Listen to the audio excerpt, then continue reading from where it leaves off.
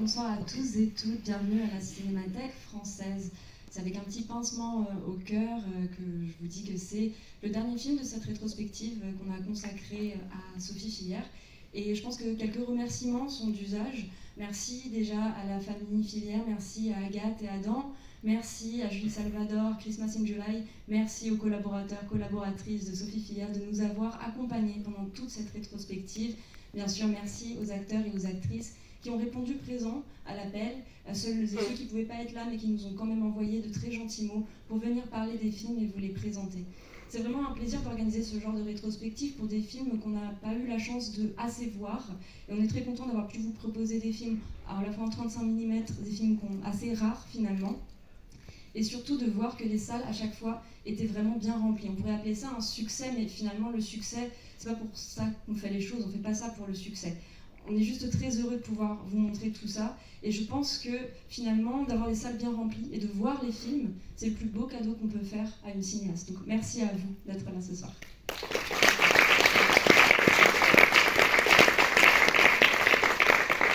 Le film que vous allez voir ce soir, La Belle et la Belle, est un film de 2017 et il pose la question très simple, comment réagiriez-vous si vous pouviez vous rencontrer à 20 ans d'écart vous-même ? Alors c'est tout de suite la crise existentielle, c'est se demander mais qu'est-ce que j'ai fait de ma vie ? Qu'est-ce que je vais faire de ma vie ? Donc là c'est très étrange et pour vous parler du film, j'ai la chance d'avoir avec moi les trois comédiens, Melville Poupeau, Agathe Bonetzer et Sandrine Kilary.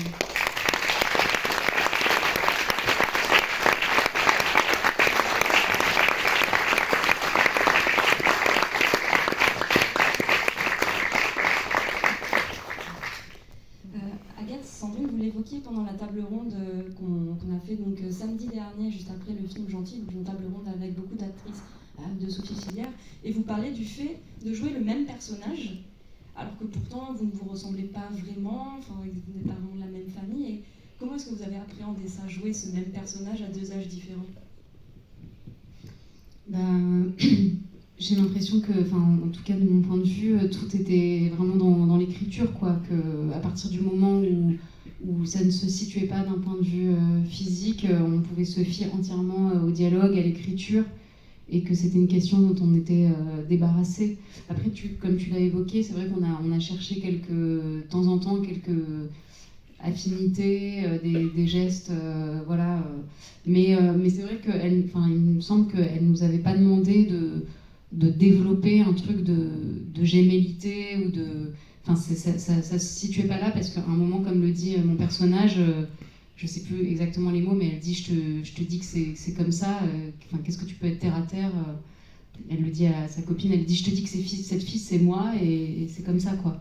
Et à partir du moment où c'est posé là, le film se joue dans les situations, dans l'écriture. Et... Complètement. Je suis complètement d'accord avec ce que dit Agathe. Et puis j'ai l'impression que si Sophie y croit, si Agathe y croit et que j'y crois, on y croit.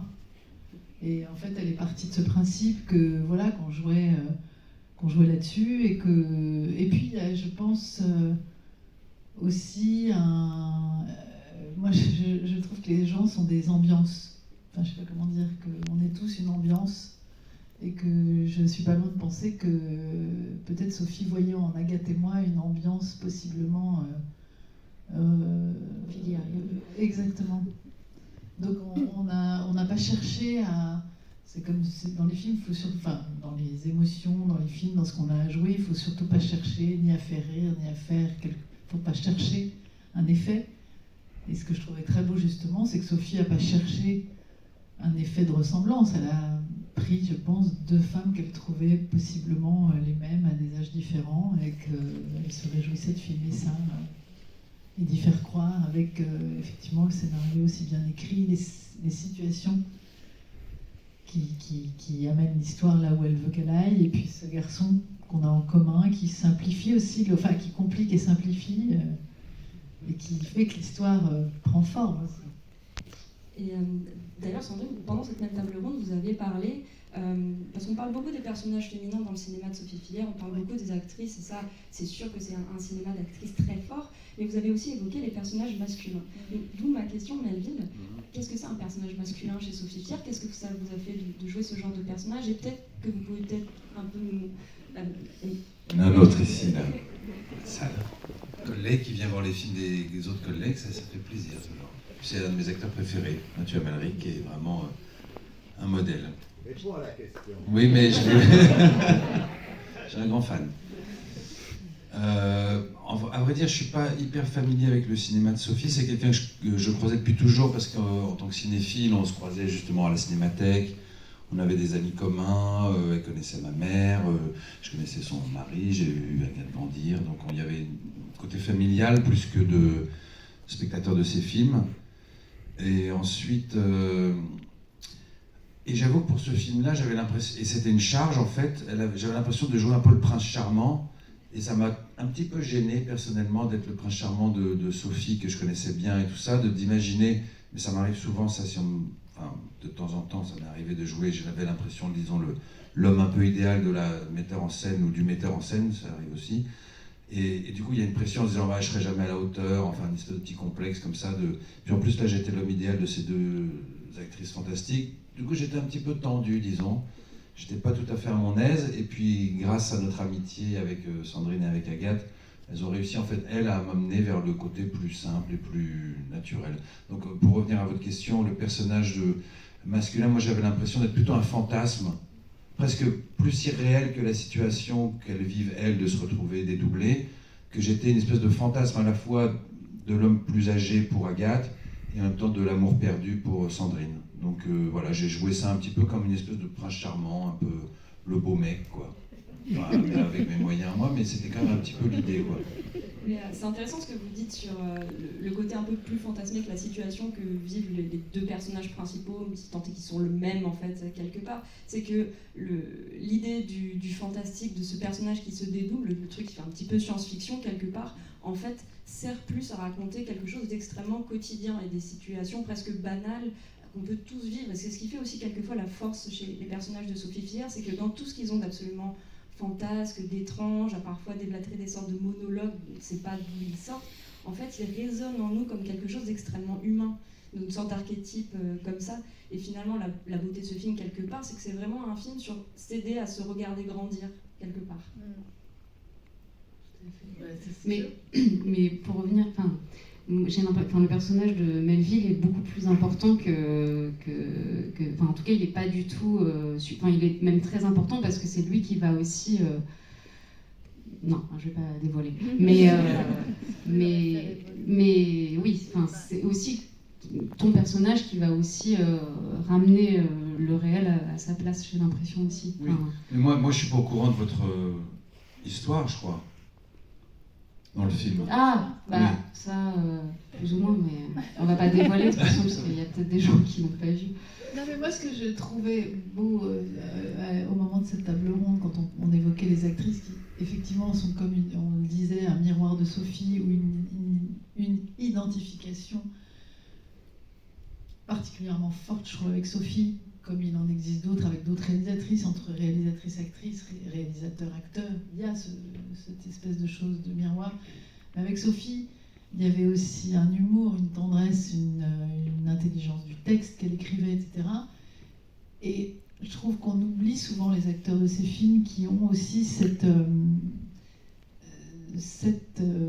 caractéristique qu'avait Sophie de dire des choses à sa façon, et des acteurs ont su le dire pour elle, ont su adopter et on parle plus des actrices qui ont su le faire que des acteurs qui ont su le faire. Et je trouve aussi qu'elle a choisi toujours, parce que je suis très fan aussi des deux, qu'elle a choisi toujours des acteurs, ça m'est très personnel, mais quand même, et j'ai l'impression que c'est des acteurs que j'aime vraiment pour leur masculinité et féminité très